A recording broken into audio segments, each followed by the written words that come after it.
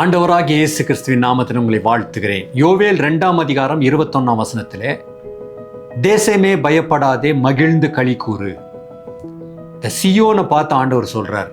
ஏன்னா சியோன், அந்த யூதா தேசமானது அப்படியே நொந்து நொறுங்கி போன காலங்கள். அது புற மனுஷனால அவமதிக்கப்பட்டு அடிமைகளாக்கப்பட்ட ஒரு சூழல்ல ஆண்டவர் சொல்றாரு, நான் உன்னை கட்டி எழுப்ப போறேன், பயப்படாத, நல்லா சந்தோஷமா இரு, மகிழ்ந்து களி கூறு.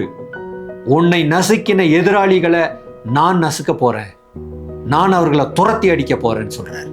அப்படியே அவர் செய்தார், அப்படியே அவர் நிறைவேற்றினார்.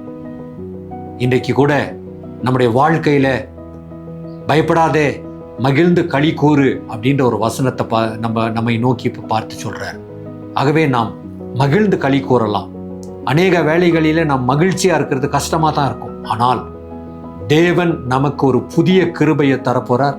அதை பெற்றுக்கொள்ளுகிற சந்தோஷத்துல நாம் மகிழ்ந்து களி கூறலாம். ஜெபிக்கலாம். அன்புள்ள நல்ல பிதாவே, ஆண்டவரே, நான் மகிழ்ந்து களி கூற எனக்கு உதவி செய்யும் சுவாமி. பலனடைய எனக்கு உதவி செய்யும். சந்தோஷமா இருக்க எனக்கு கிருபை செய்யும். ஏனென்றால் நீர் எனக்கு புதிய வாழ்க்கையை தரப்போறீங்க. உமக்கு நன்றி. இயேசுவின் நாமத்தில் பிதாவே, ஆமேன்.